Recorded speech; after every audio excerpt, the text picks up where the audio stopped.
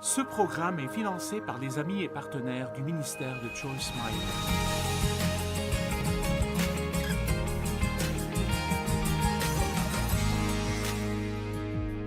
Si vous ne réussissez pas au départ, vous êtes normaux. Amen. Tout le monde sortira d'ici en se sentant mieux dans sa peau que quand vous êtes entré. Combien d'entre vous se sentent coupables aujourd'hui concernant quelque chose? D'accord. C'est plus que 50% des gens, et certains d'entre vous sont juste trop fatigués pour lever la main. Vous savez, nous ne sommes pas faits pour la culpabilisation. Parce que Dieu ne nous a pas façonnés de façon telle que nous puissions fonctionner avec l'auto-accusation. Et l'auto-accusation peut avoir des effets très adverses, même sur votre santé. Ils ont en fait prouvé que quand les gens se sentent coupables, ils produisent des hormones qui mènent à la maladie.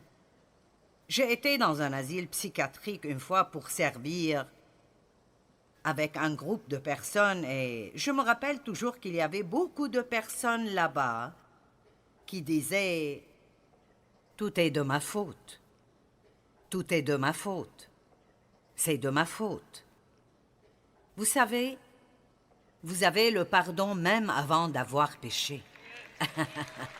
Parce que Jésus a déjà payé pour toutes nos fautes et nos faiblesses. Et tout ce que vous devez faire est de vous repentir, faire demi-tour et aller dans la bonne direction, et puis recevoir ce que Dieu a déjà pourvu.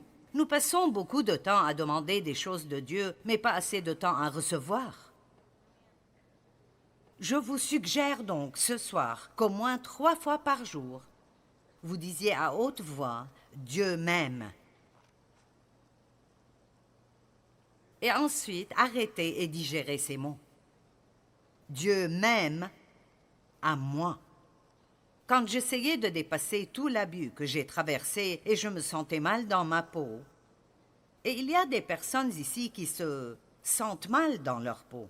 Vous ne vous aimez pas, vous passez votre temps à vous comparer à d'autres personnes et à essayer d'être comme d'autres personnes. Le diable vous a assuré que vous êtes un peu bizarre parce que vous n'êtes pas comme tous les autres. Eh bien, Dieu merci, vous n'êtes pas comme tous les autres. Combien ce serait ennuyeux si nous étions tous l'un comme l'autre. Et j'entendais que Dieu m'aimait, mais je ne le comprenais pas. Vous pouvez entendre quelque chose et savoir que vous en avez besoin, mais vous ne ressentez toujours pas que vous l'avez. Et c'est important pour moi de confesser la parole à haute voix, parce que chaque fois que vous entendez quelque chose, même si c'est vous-même qui le dites, ça aide à renouveler votre pensée. Et quand vous faites une bonne confession ou même une mauvaise, elle se pose sur vos oreilles et revient à l'intérieur de vous. Donc ce que nous croyons sur nous-mêmes est beaucoup plus important que ce que n'importe qui d'autre croit à notre propos. Amen? Et donc l'une des choses que j'ai faites, et il y en a beaucoup, mais l'une des choses que Dieu m'a dit de faire pendant cette période, et ça a pris beaucoup d'années pour moi de dépasser ce que j'ai traversé dans mon enfance. Mais l'une des choses que j'ai faites est d'aller et de me regarder dans un long miroir et de me pointer du doigt et de dire « Dieu t'aime ». Et vous devez faire cela jusqu'à ce que vous ayez cette révélation. Ceci est quelque chose que nous entendons tout le temps, et je sais que vous l'avez probablement entendu d'une façon ou d'une autre dans chaque réunion d'église. J'ai pensé commencer mon message avec ceci de nouveau, mais je me moque de combien de fois vous l'avez entendu. Jusqu'à ce que vous le compreniez, vous devez continuer à l'entendre plus et plus et plus. Si nous savons que nous sommes aimés, nous ne vivrons pas dans la peur. L'amour parfait, et seul Dieu peut nous donner cela, bannit la crainte Parce que nous savons que s'il nous aime assez pour envoyer son Fils unique mourir pour nous, sûrement il prendra soin de nous dans chaque situation qui survient dans notre vie si nous lui faisons confiance. Vous êtes entre de bonnes mains. C'est normal d'être imparfait et de commettre des erreurs. Maintenant, Matthieu chapitre 22, 36 à 39 dit « Maître, quel est le plus grand commandement de la loi ?» Jésus lui répondit « Tu aimeras le Seigneur, ton Dieu, de tout ton cœur, ton âme et ta pensée. C'est le premier et le plus grand commandement. Et voici le second qui lui est semblable. Tu aimeras ton prochain comme tu t'aimes toi-même. » Donc, je crois que l'amour que Dieu a pour nous et nous donne doit être un cycle dans notre vie que nous travaillons avec Dieu pour compléter. Dieu nous aime. Nous recevons cet amour qui équivaut à s'aimer soi-même d'une façon équilibrée. Oui, j'ai dit que vous devriez vous aimer d'une façon équilibrée. Oui, j'ai dit que vous devez vous aimer. Vous voyez ? Nous pensons que ce n'est pas juste de dire ça. C'est comme je ne sais pas. Je n'ai pas dit soyez amoureux de vous-même. J'ai dit aimez-vous. Si Dieu peut nous aimer, alors sûrement nous pouvons nous aimer. Une fois, je me suis avancée vers l'autel avec l'une de mes amies très tôt dans ma marche avec Dieu pour recevoir une prière. Et le pasteur lui a demandé ce pourquoi elle voulait une prière et elle a dit « Je me hais ». Et le pasteur a reculé et a mis ses mains sur ses hanches et il a dit « Qui penses-tu être ?» Après que Dieu ait envoyé son Fils pour souffrir et mourir pour toi, comme il l'a fait, et après t'avoir aimé tellement inconditionnellement, qui es-tu pour te haïr? Et si vous regardez vraiment ça comme ça, vous voyez, nous oublions parfois ce que Dieu a fait pour nous en Christ. En titre de fête, je pensais à cela pendant la louange. Je ferai un enseignement intitulé « Qu'est-ce que c'est qu'être né de nouveau ?» Et beaucoup de personnes penseraient « Je n'ai pas besoin de ça ». Mais la plupart des gens, même ceux qui sont nés de nouveau, ne savent pas vraiment ce qu'ils ont. Je pense que nous aurions beaucoup plus de victoires dans nos vies si nous comprenions vraiment ce que ça veut dire d'avoir Dieu vivant à l'intérieur de vous et de l'avoir comme partenaire dans la vie et de vraiment croire toutes ces choses que nous chantions ce soir, que cette même puissance qu'il a ressuscité d'entre les morts vit en nous. Pour être honnête, ce sont là les choses auxquelles nous devons penser, pas tout ce qui ne va pas en nous tout le temps. Vous ne devez pas vous préoccuper de s'il y a quelque chose en vous qui doit être réparé. Dieu vous le fera savoir. Mais sa conviction ne devrait jamais devenir la condamnation. Si Dieu vous convainc et vous commencez à vous sentir coupable, vous ne vous en remettrez pas. Dieu ne vous convainc jamais de quelque chose de mauvais s'il n'est pas prêt à vous aider à le dépasser. Combien d'entre vous font ça? Dieu vous convainc de quelque chose ou vous entendez un sermon et vous dites « Oh oui, oui, oui ». Et puis vous partez et vous vous sentez coupable. Eh bien, ce n'est pas recevoir la correction. Recevoir la correction est de dire « Seigneur, tu as raison ». Et la correction est juste la direction, ce n'est pas le rejet. Rappelez-vous cela, la correction n'est pas le rejet, c'est la direction. Nous ferions mieux de remercier Dieu parce qu'il nous aime assez pour nous montrer ce qui ne va pas en nous. Et ne détesteriez-vous pas d'être laissé dans l'état où vous êtes et de penser que vous allez juste toujours être comme vous l'êtes? Non, je veux ça. Dieu travaille en moi. Convainc-moi, montre-moi ce qui ne va pas. Vous savez pourquoi? Je sais que c'est vraiment l'amour de Dieu pour moi. Dans le temps, je pensais, mon Dieu, une autre chose de mauvaise en Joyce. Mais ensuite, j'ai finalement appris que c'est vraiment comme ça que Dieu nous montre qu'il nous aime. Amen. Allez, vous pouvez paraître un peu plus joyeux. Il dit, aimez votre prochain comme vous-même et vous ne pouvez pas aimer quelqu'un d'autre si vous ne vous aimez pas vous-même. J'allais à l'église et j'écoutais tous ces messages à propos de marcher dans l'amour et j'ai essayé très dur d'aimer les gens.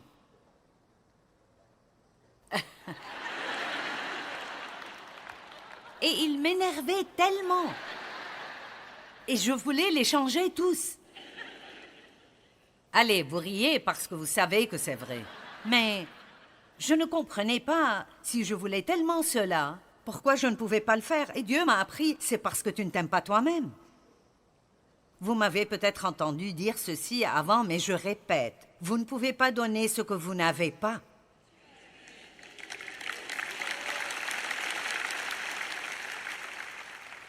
Vous devez être un peu plus miséricordieux envers vous-même. Et si vous êtes plus miséricordieux envers vous-même, vous pouvez donner plus de miséricorde aux autres. Vous devez juste vous pardonner vous-même pour toutes les choses que vous n'aimez pas en vous, parce que Dieu vous a pardonné quand vous le lui avez demandé. Amen. Arrêtez de parler à Dieu à propos de choses qu'il a déjà oubliées. La Bible dit qu'il nous pardonne et qu'il oublie et qu'il jette nos péchés aussi loin que l'Est est de l'Ouest. Donc arrêtez de parler à Dieu à propos de choses dont il ne se rappelle plus. Allez. Quelqu'un aujourd'hui a besoin d'être libéré. Romains 5,8, mais Dieu prouve son amour envers nous, en ce que lorsque nous étions encore des pécheurs, Christ est mort pour nous. Imaginez juste, quand vous étiez au bar avec la compagnie de toutes les mauvaises personnes, à faire toutes les mauvaises choses et toutes sortes d'immoralités, et vous ne vous occupiez pas de Dieu, Jésus est mort pour vous. C'est inconditionnel. Il ne nous aime pas parce que nous méritons d'être aimés. Il nous aime parce qu'il est amour. Et l'amour doit se donner lui-même.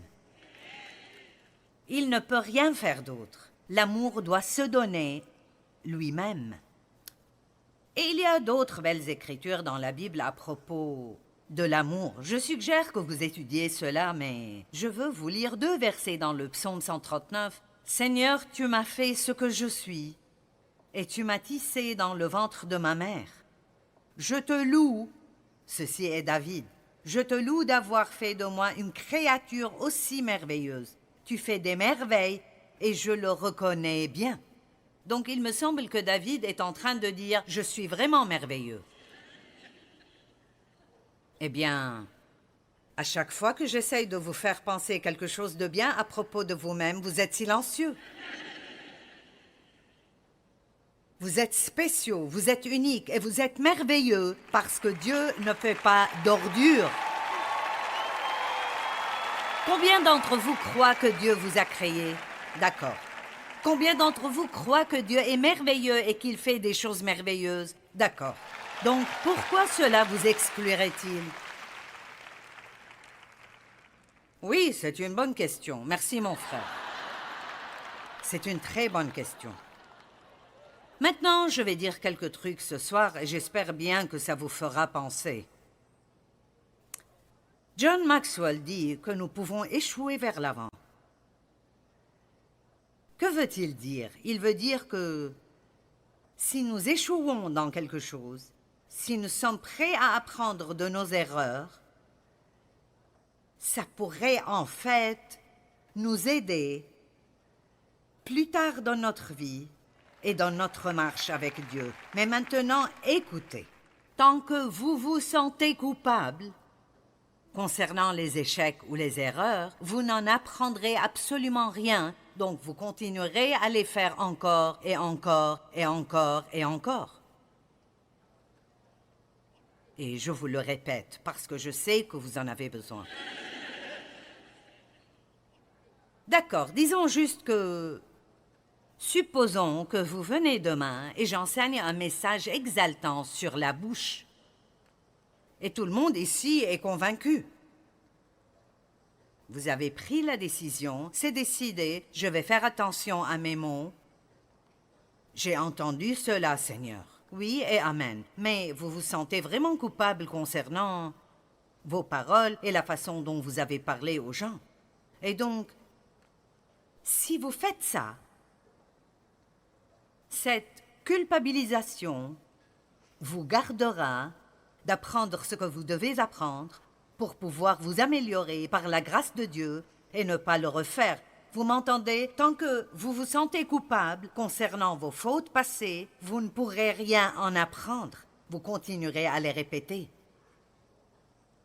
Peut-être une fois de plus et nous comprendrons.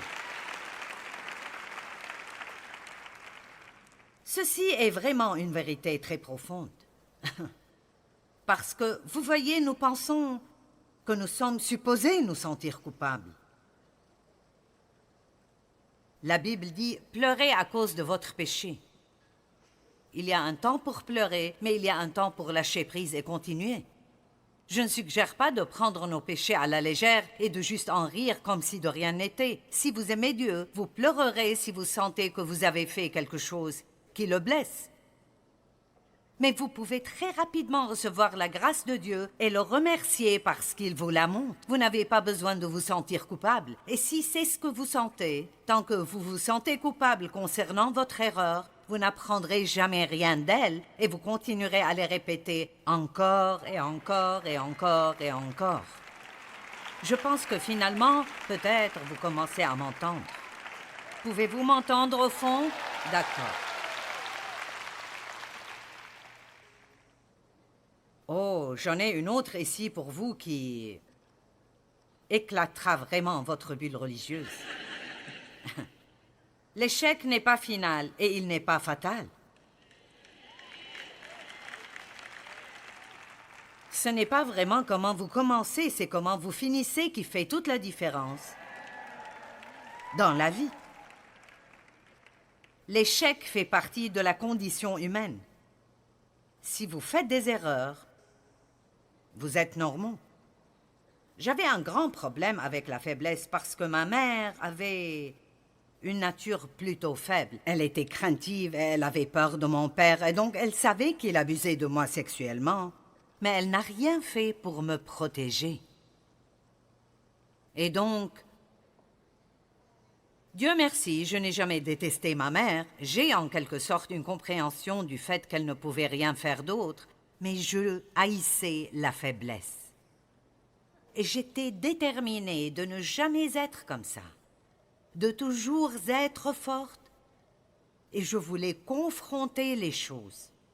Et donc, je vous le dis, quand j'ai commencé mon cheminement avec Dieu, il a commencé à me montrer des choses que je devais lui donner pour qu'il m'aide à les dépasser. Et croyez-moi, après une enfance comme ça, j'étais une dame très amochée. Et j'avais besoin d'autant d'aide que possible. Mais oh, je ne pouvais pas supporter d'échouer ou si j'essaie quelque chose mais ça ne marche pas, ou si je croyais que Dieu m'avait dit quelque chose et à la fin j'ai trouvé que ce n'était pas Dieu.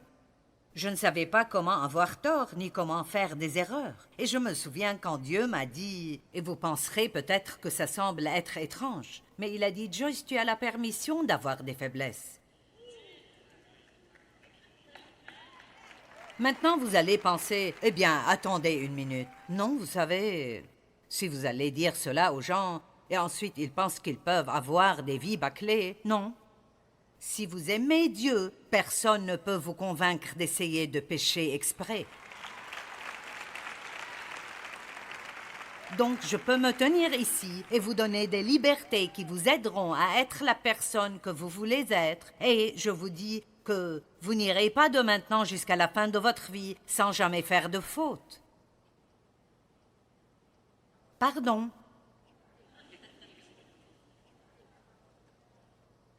Il y a une différence. Maintenant, ceci est quelque chose d'important. Il y a une différence entre la faiblesse et la méchanceté.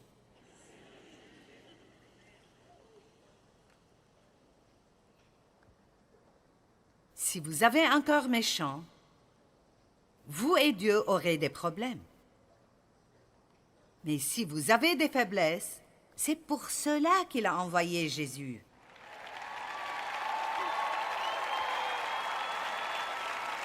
Ne comprenons-nous pas que si nous n'avons pas de faute et nous sommes forts dans tous les domaines, nous n'avons pas besoin de Jésus? Il n'est pas venu pour ceux qui sont en bonne santé, mais pour les malades.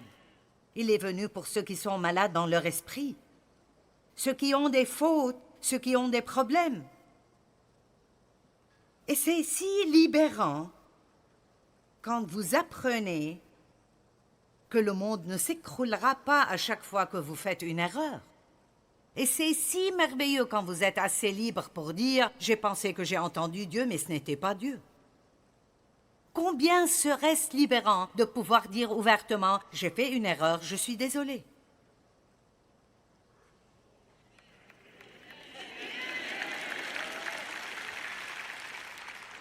Ça pourrait sauver des mariages, si vous le permettez. Savez-vous combien ces mots sont merveilleux? Au lieu d'avoir deux personnes qui se disputent et chacune essaye de prouver qu'il a raison. Mon fils aîné, David, était comme ça, et il a dit quelque chose il y a quelques années que je redis parfois. Il a dit, vous savez quoi? Avoir raison, c'est très surfait.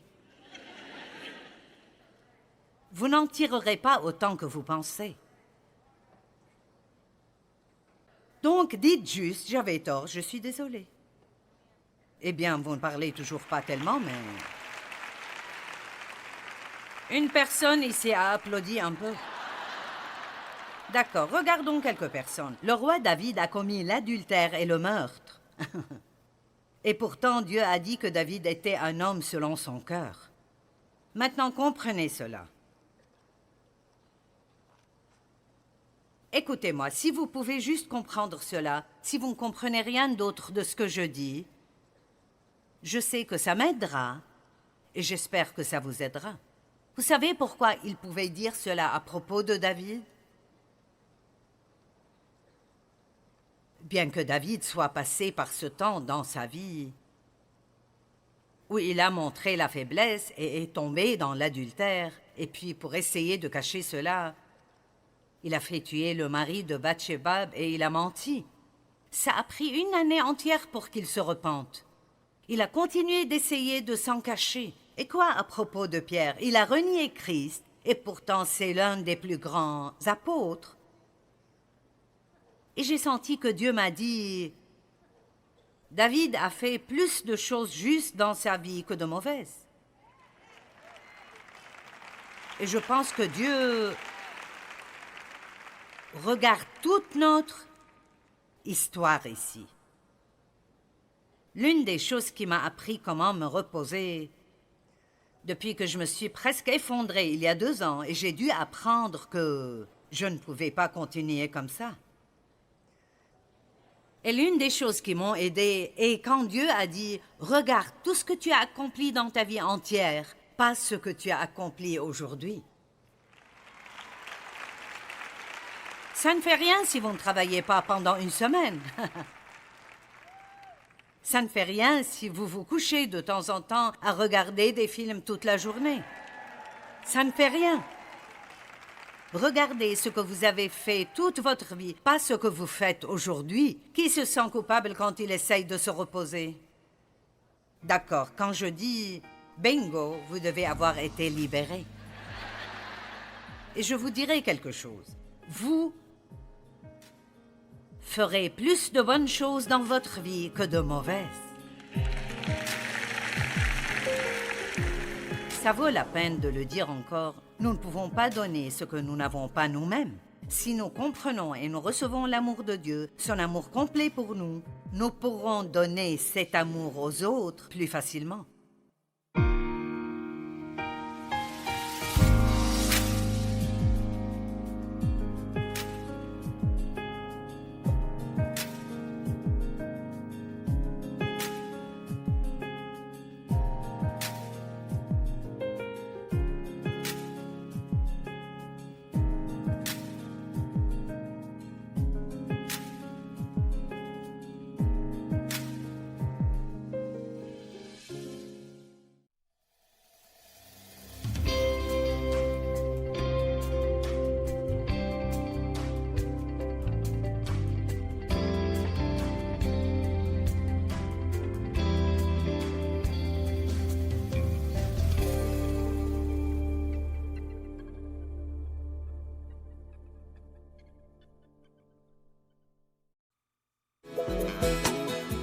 Eh bien, aujourd'hui, dans notre programme, nous allons parler du lourd fardeau que représentent les secrets et de l'importance de vivre ouvertement et sincèrement.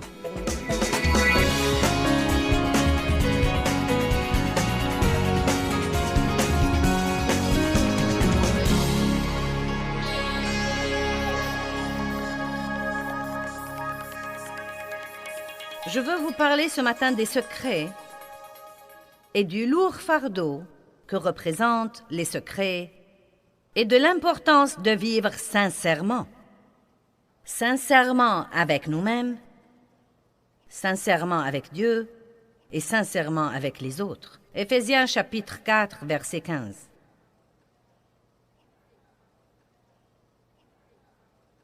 Merci Seigneur pour la parole aujourd'hui. Aide-moi à la prononcer. Mais que nos vies professent la vérité dans l'amour en toutes choses. En parlant sincèrement, en agissant sincèrement, en vivant sincèrement. Enveloppés dans l'amour, croissons à tous égards et en toutes choses en celui qui est le chef, Christ, le Messie, loin. Donc nous n'allons pas grandir sans vérité. C'est la vérité de la parole de Dieu que nous recevons et que nous croyons et appliquons à notre vie qui nous fait grandir spirituellement. Beaucoup de personnes vivent avec des secrets qui les rendent malades, déprimés et dysfonctionnels dans leurs relations. Regardons ensemble quelques scénarios possibles. Peut-être qu'une jeune fille s'est fait avorter quand elle avait 16 ans, mais elle n'a jamais raconté à personne. Elle essaye maintenant d'avoir une relation de mariage, mais la pauvre craint que ce secret ne soit dévoilé. Elle ne veut raconter à personne parce qu'elle a vraiment honte de ce qu'elle a fait. Peut-être qu'une autre travaillait comme prostituée auparavant et elle n'a jamais raconté à personne. Elle a maintenant 50 ans et elle n'a jamais raconté à personne de peur que les gens autour d'elle ne la jugent. Peut-être qu'une autre a eu un bébé quand elle était adolescente et elle a estimé qu'elle devait le donner en adoption. Maintenant, elle est mariée et elle a 3 autres enfants. Elle ne l'a jamais raconté, même pas aux membres de sa famille. Et croyez-moi, ce secret engendre la crainte dans sa vie.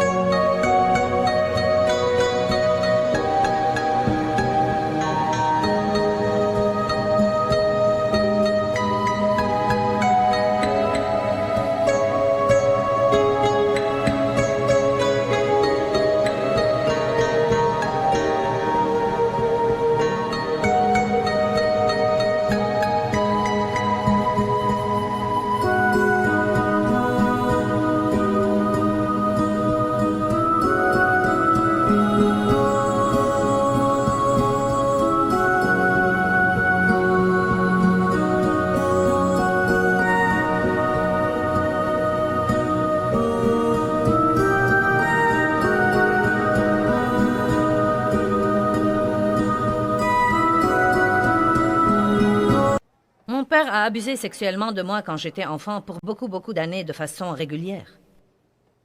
Et il me disait toujours de ne raconter ceci à personne. Il me disait toujours qu'il n'y avait pas de mal à ça, mais de ne raconter à personne, et c'était une contradiction. Et je n'ai raconté à personne jusqu'à l'âge de 20 ans, car j'avais honte de raconter. Je croyais que les gens penseraient que j'étais une personne épouvantable, ou ils penseraient que j'étais une marchandise abîmée ou usagée. Et je me souviens quand Dave et moi, nous nous sommes mariés, nous étions mariés depuis 3 semaines, et il m'a dit « Qu'est-ce qui ne va pas chez toi ?» Car j'étais très dysfonctionnelle dans mes relations. Quand j'ai quitté la maison de mon père, j'ai cru que je m'étais libérée du problème, mais je me suis rendu compte des années plus tard que j'avais pris le problème avec moi. Il était écrit dans mon âme. Il avait besoin d'être résolu. Je ne pouvais pas y fermer la porte et m'éloigner. Je devais m'occuper des choses. Je ne m'en suis pas rendu compte à l'époque. Mais Dieu est bon et il nous mène et nous guide en son temps. Et il nous apprend à nous occuper de ces choses de façon à apporter la guérison dans notre vie, au lieu de la destruction. Il y a eu une époque dans ma vie, et je sais que vous aurez peut-être du mal à le croire, vu ce que je fais maintenant, mais il y a eu une époque où j'ai volé de l'argent de la société pour laquelle je travaillais. J'étais mariée à l'époque à un homme qui était un petit voleur, et il m'a persuadée de le faire. Et des années plus tard, quand le Saint-Esprit m'a profondément touchée et que Dieu m'a appelée au ministère, il a commencé à s'occuper de moi à propos de ce vol. Et il m'a dit que je devais revenir à cette société et reconnaître ce que j'ai fait et le leur rendre. Eh bien, cela voulait dire que je devais le raconter à mon mari. Et donc, j'ai raconté à Dave. Et bien sûr, Dave était compréhensif et bienveillant et il était du même avis que moi, comme quoi je devais suivre les conseils de Dieu et leur rendre l'argent. Et je ne savais pas s'ils allaient m'arrêter ou pas. Je ne savais pas ce qui allait m'arriver. Mais je savais que je ne pourrais pas aller de l'avant avec ce truc caché dans ma vie. Maintenant, je ne vous dis pas que vous devez aller faire la même chose que moi, mais je vous dis que vous devez toujours être mené par le Saint-Esprit. Et pour je ne sais quelle raison, je devais m'en occuper. C'était quelque chose que je pouvais réparer. Parfois, nous ne pouvons pas réparer ce que nous avons fait, mais c'était quelque chose que je pouvais réparer, et c'était évidemment quelque chose qui me tracassait. Ça me faisait sentir que j'étais coupable. Et je ne voulais pas me tenir devant les gens et leur dire qu'ils devraient vivre sincèrement et honnêtement, alors que j'avais cette chose cachée dans mon cœur. J'aurais pu me dire, eh bien, c'était il y a longtemps, je ne dois pas m'en inquiéter maintenant, vous savez. Tout ceci est sous le sang de Jésus. Et c'était vrai, ça a été pardonné, mais pourtant, Dieu m'a mené à m'en occuper. Peut-être que si je n'avais pas fait ça, je n'aurais pas été là maintenant. Souvent, Dieu essaye de nous amener à nous occuper de choses qui nous font plus mal que nous ne nous en rendons compte. Mais la peur de nous en occuper nous empêche d'aller de l'avant. Donc, je suis revenue à la société et je leur ai dit, vous vous souvenez, il y a bien des années... Non, mais vous vous souvenez, il y a bien des années de l'argent qui a été volé? Quelqu'un a fait des chèques de salaire et les a encaissés? Oui, nous nous en souvenons. J'ai dit, c'était moi. Et je suis chrétienne maintenant. Et il se trouvait que c'était une société juive.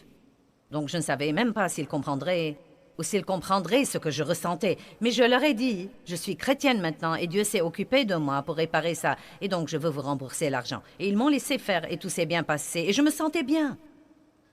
Qui sait que nous nous sentons bien? Quand nous nous occupons des choses, c'est difficile à faire, c'était embarrassant. Mais c'était une bonne chose à faire. Faire face à la vérité est parfois une chose difficile, mais c'est une bonne chose. C'est plutôt intéressant qu'ex-voleuse vous prêche, n'est-ce pas? C'est intéressant les personnes dont Dieu se sert. Il se sert des faibles et des choses méprisables du monde pour confondre les sages. Rendons gloire à Dieu.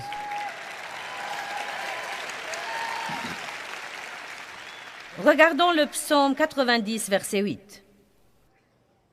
Nos iniquités, notre cœur secret et ses péchés, que nous aimerions tant cachés même à nous-mêmes, tu les mets à la lumière révélatrice de ta face.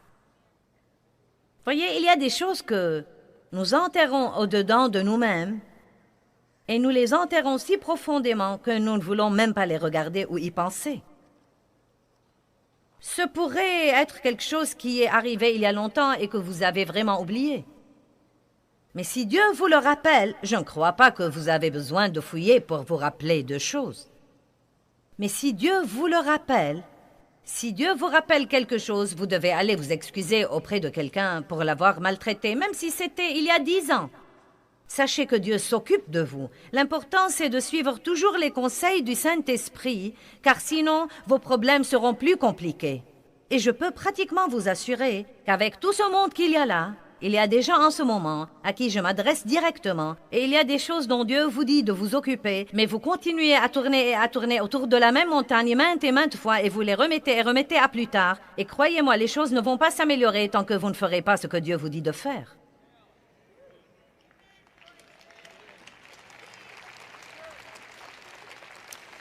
Je peux voir certains d'entre vous à moitié excités. Extériorisez les choses, les faire sortir de votre âme.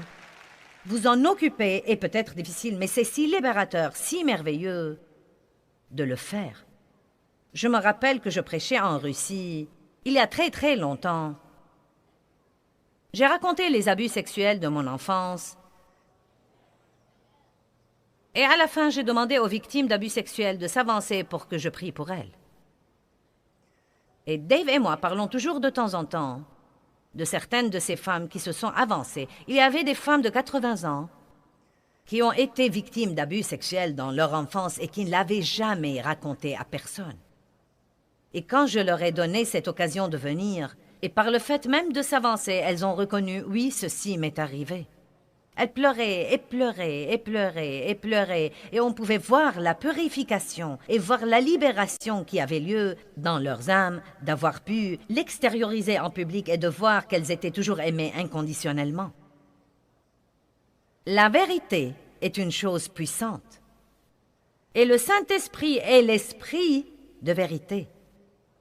Son travail est de nous conduire dans toute la vérité, et de nous apprendre à vivre sincèrement et à agir sincèrement et à être franc et ouvert et honnête à propos des choses. Le plus grand compliment que quelqu'un puisse personnellement me donner, c'est de dire « Joyce vit ce qu'elle prêche, elle n'est pas une chose un jour et une autre chose un autre jour ». Le monde aujourd'hui n'a pas besoin de plus de fausses religions et plus de faux chrétiens qui parlent le langage chrétien mais ne vivent pas la vie chrétienne. Jacques chapitre 5, verset 16. Je crois que c'est peut-être quelque chose que l'Église a perdu. Je crois que je comprends pourquoi. Je ne suis pas sûre que ce peut être complètement réparé, mais néanmoins il y a là un principe que j'aimerais vous montrer. Confessez donc les uns aux autres vos fautes, vos erreurs, vos faux pas, vos offenses, vos péchés. Et priez aussi les uns pour les autres, afin que vous soyez guéris et rétablis à un ton spirituel de la pensée et du cœur. La prière sérieuse, fervente, continue du juste met à votre disposition une puissance énorme, dynamique dans son travail. Ce verset nous dit qu'il y a un bon moment d'avouer ses péchés non seulement à Dieu, mais encore à un autre frère ou à une autre sœur, et qu'il y a une guérison là-dedans. Je crois qu'une des raisons pour lesquelles ça a presque disparu, c'est qu'il est très difficile de trouver des gens dignes de confiance qui gardent vos secrets. Et c'est vraiment triste. C'est difficile de trouver des personnes avec qui vous pouvez partager ouvertement et qui écoutent votre cœur et qui n'essayent pas de vous prêcher. Les chrétiens ne savent pas bien écouter et comprendre. Nous pensons toujours que nous devons réparer les choses et prêcher les autres. Personnellement, il n'y a rien qui m'exaspère plus que quand je fais un pas de foi pour partager une chose personnelle avec quelqu'un et tout ce qu'il fait, c'est de me prêcher un de mes propres sermons. Je le sais déjà, merci, j'essaie de te faire comprendre ce que je traverse en ce moment. Et c'est triste, mais dans bien des cas, les gens renoncent à essayer de faire ce genre de rapport avec les autres à cause de la façon dont ils s'y prennent. Or, j'ai de bons rapports avec mes enfants et ma fille cadette partage tant de choses avec moi. Non, mais à dire vrai, même si elle pique une crise de colère chez elle derrière les portes fermées et que je ne sois jamais censée d'apprendre, normalement, une semaine plus tard, elle finit par m'en parler ouvertement. Et je pense que c'est une bonne et une saine relation. C'est bon parfois d'avoir un partenaire responsable, quelqu'un avec qui vous avez cette sorte de franchise et cette sorte de relation. Vous ne confessez pas vos fautes aux autres pour qu'ils vous pardonnent vos péchés. Nous allons à Dieu pour le pardon de nos péchés. Mais il y a des moments où c'est vraiment bon, surtout si vous avez quelque chose qui est une forteresse dans votre vie. Je me rappelle un jeune homme qui est venu à moi un jour. Il voyageait beaucoup et il m'a dit « J'ai vraiment besoin de partager ça avec quelqu'un. J'espère que si je l'étale en plein jour, il perdra peut-être son pouvoir sur moi. Car vous savez, les secrets ont un pouvoir. Plus une chose est cachée, plus elle a le pouvoir. Mais à l'instant où vous exposez une obscurité à la lumière commence à en triompher. » Et il m'a dit « Dans mes voyages, je me sens vraiment seul car je ne suis pas avec ma femme. Et je me surprends à avoir des pensées sensuelles et à être attiré à d'autres femmes. » Et il m'a dit « Joyce, la dernière chose au monde que je voudrais faire... »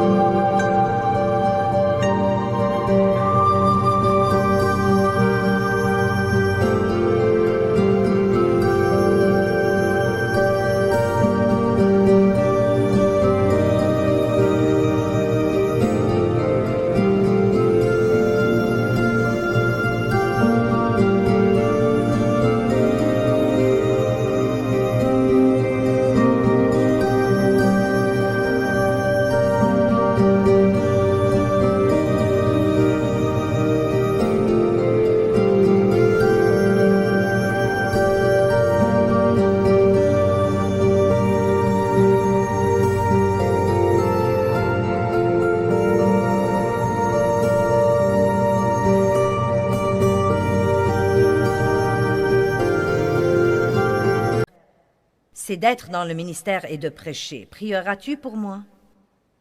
Et je me rappelle lui avoir posé la question quelques mois plus tard et il m'a dit, tu sais quoi, je n'ai plus ce problème depuis que je t'en ai parlé. Et je crois vraiment que bien des fois, c'est le diable qui joue avec nous. Et nous donne l'impression que nous sommes si mauvais et que nous sommes si terribles et que nous sommes si épouvantables. Et nous ne racontons à personne car nous ne voulons que personne croie que nous pourrions avoir ce problème-là. Est-ce que je m'adresse à quelqu'un? Et donc nous vivons avec nos secrets et nous cachons des choses. Et ça donne de plus en plus de puissance et de force au diable. Est-ce que vous cachez des choses qui ont pourri dans votre âme et vous écœurent maintenant? Y a-t-il quelque chose qui vous est arrivé hier et vous ne vous en êtes pas occupé? Vous savez, une des choses que j'ai apprises, c'est que si je suis de mauvaise humeur aujourd'hui, ça pourrait être à cause de quelque chose qui m'est arrivé hier. Quelque chose qui m'est arrivé hier, que j'ai plutôt dissimulé et dont je ne m'en souviens même pas ou je ne m'en suis pas occupé comme il faut. Et maintenant, ça me dérange. Je me rappelle que je n'ai pas pu dormir une nuit et normalement, je dors vraiment bien. C'était déjà 5 heures le matin et je n'arrêtais pas de tourner et me retourner dans mon lit. Je ne sais pas pourquoi je ne m'en suis pas avisée plus tôt. J'aurais pu profiter de quelques heures de sommeil. Mais à 5 heures du matin, j'ai dit, « Dieu, qu'est-ce qui se passe? Qu'est-ce qu'il y a, Dieu? » Eh bien, voyez, c'était vraiment l'Esprit de Dieu qui m'exaspérait et ne me laissait pas tranquille. Et dès que j'ai dit à Dieu de me montrer ce que c'était, il m'a montré quelque chose que j'avais fait la veille qui a blessé quelqu'un et qui est arrivé sur le champ. C'est un de ces trucs de la grande gueule. Bien de fois, quand nous faisons des choses qui blessent les autres, nous n'en prenons pas la responsabilité comme il faut. Nous voulons dissimuler les choses et poursuivre notre chemin. Et Dieu m'a dit, je ne vais pas te laisser tranquille et te laisser agir comme ça. La façon dont nous traitons les gens est importante. Je crois que Dieu est personnellement offensé. Dieu peut être offensé, mais pas de la façon dont nous nous offensons. La Bible dit que nous pouvons offenser le Saint-Esprit, le peiner, le vexer, l'attrister.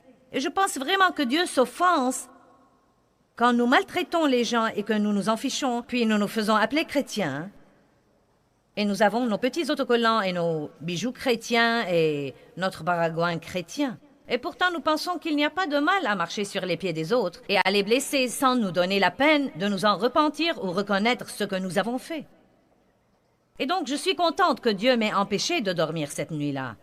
Et le lendemain, j'ai réparé la chose.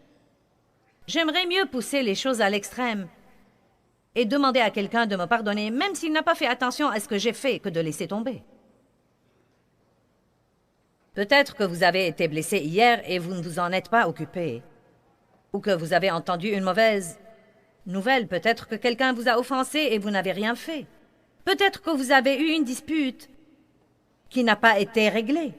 Vous savez, je crois que les chrétiens, bien des fois dans leur désir d'être des gens pleins de foi, ignorent plutôt les choses et dissimulent complètement les choses au lieu de s'en occuper comme il faut.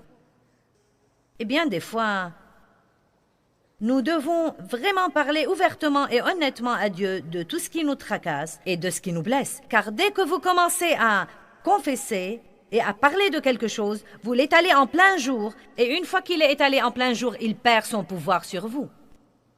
Bien des fois, nous sommes très doués pour dire « Oh, ce n'est pas grave, le Seigneur soit loué. »« Ah, ça va, le Seigneur soit loué. » Je pense que c'est mieux de dire « Ça m'a vraiment blessé, Dieu. » Ça m'a vraiment, vraiment blessé. Mais je te demande de me donner la force d'aller de l'avant et de me donner la force de traiter cette personne comme si de rien n'était. Mais si vous ignorez la chose et vous ne dites pas à Dieu ce que vous ressentez, je crois que vous en souffrirez à n'en plus finir. Les gens qui ont des problèmes recourent à l'aide psychosociale pour trouver quelqu'un à qui parler. Et le plus grand travail du conseiller, c'est de faire parler ces personnes à un niveau assez profond pour essayer d'arriver à la cause profonde de leurs problèmes. Si vous avez besoin de conseils, je pense que vous devriez aller le chercher, mais je ne pense pas que les gens devraient vivre toute leur vie avec les conseillers. Nous avons le conseiller, le Saint-Esprit. Et si vous ne pouvez pas vous permettre d'aller chez un conseiller, vous pouvez toujours être conseillé par la parole de Dieu et par le Saint-Esprit qui vit en vous. Vous devez recourir à quelqu'un qui vous montrera la vérité. Et c'est le Saint-Esprit. Amen. Je ne le dis nullement avec fierté ou pour me vanter, c'est simplement une déclaration. Vous savez, je n'ai jamais recouru à l'aide psychosociale et j'avais des tas et des tas et des tas de problèmes. Numéro 1, je n'aurais pas pu me le permettre. Mais Dieu s'est occupé de moi sur tous les plans au fil des années, tous les plans sans exception. Et Dieu m'a libéré, car c'est la vérité seule qui nous affranchira. Amen. Notre famille est vraiment grande et je rends grâce à Dieu que nous discutons les choses. Une des choses dont je suis fière, c'est que dans toute notre famille, personne ne reste fâché pendant longtemps. Nous résolvons tout, nous nous occupons des problèmes, nous avons la révélation que nous ne pouvons pas être en lutte dans les coulisses et servir au nom de Jésus-Christ. Je crois que c'est un problème énorme parmi les chrétiens. Nous allons à l'église et nous échangeons des sourires et nous disons « Le Seigneur soit loué ». Et à la maison, derrière les portes fermées, tout le monde est fâché et il y a des conflits. Et de l'amertume et du ressentiment, ça ne marche pas. Ça ne marche vraiment pas. Il n'y a de puissance dans la prière que quand les croyants vivent toujours en accord, et non seulement quand ils veulent un miracle et s'accordent pour ce miracle, alors qu'ils sont en lutte le reste du temps. Nos 2 fils travaillent pour nous.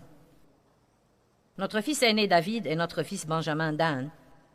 Et ils supervisent les différents domaines du ministère. Ils sont très très différents dans leur façon de s'y prendre avec les choses et de faire les choses. Et ils doivent discuter des choses de temps en temps. Tous les deux travaillent pour nous et ça peut être stimulant parfois que vos parents soient votre patron. Et donc, nous devons tous discuter des choses de temps en temps.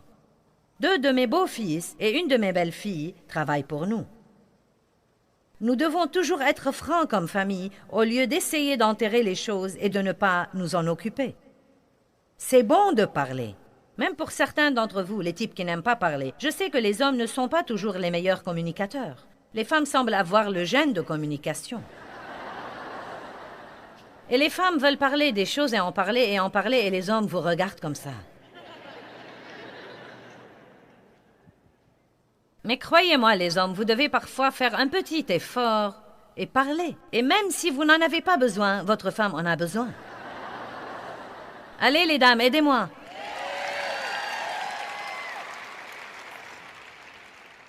Donc, notre famille parle des choses. Et les gens qui travaillent étroitement avec nous, si nous sentons qu'il y a quelque chose qui ne va pas entre nous, nous en parlons. Je n'accepte pas les secrets cachés et la mauvaise attitude et que tout le monde prétende que tout va bien alors que rien ne va bien. David est très sincère avec Dieu. Et je crois que la personne principale à qui nous devons parler franchement, c'est Dieu. Vous ne pouvez pas toujours déverser vos secrets à tous les autres. Et franchement, les autres ne doivent pas vraiment savoir ce que vous ressentez à propos de tout, car ce serait les surcharger. Peut-être qu'ils ne sont pas, vous savez. Ce n'est vraiment pas trop bon de dire « Chaque fois que je suis avec toi, j'ai envie de te donner un coup de poing. Mais par la foi, je vais marcher dans l'amour. » Vous savez?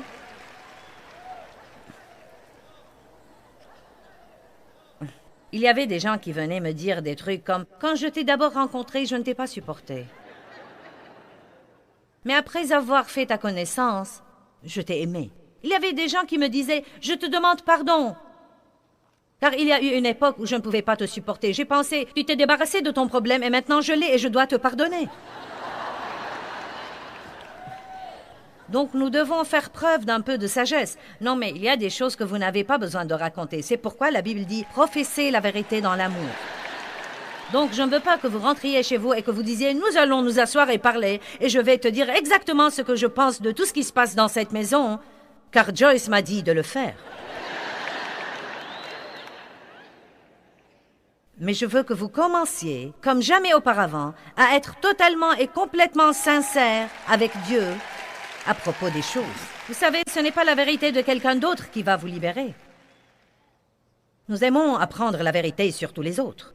« Ouh, as-tu entendu? » « Oh, raconte-moi. » Ça ne va pas vous aider. C'est votre vérité qui va vous libérer.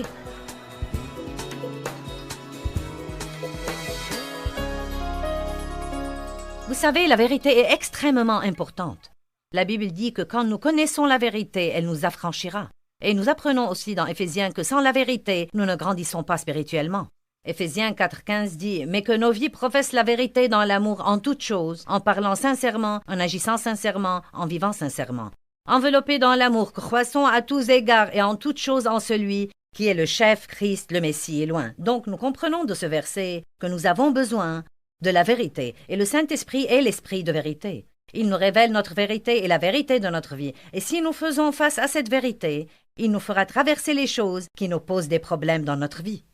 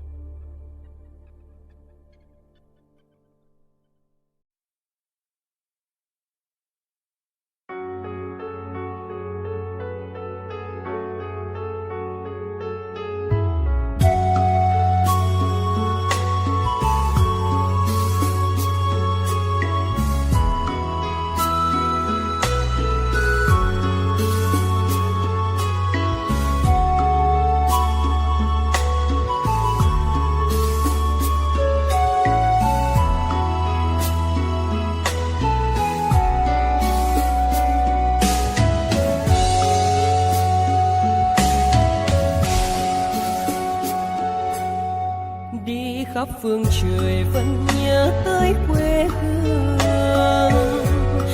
Người về đây thăm làng Trù quê mẹ và làng Sen quê cha, xúc động bồi hồi người rơi giọt lệ, thương mái nhà tranh.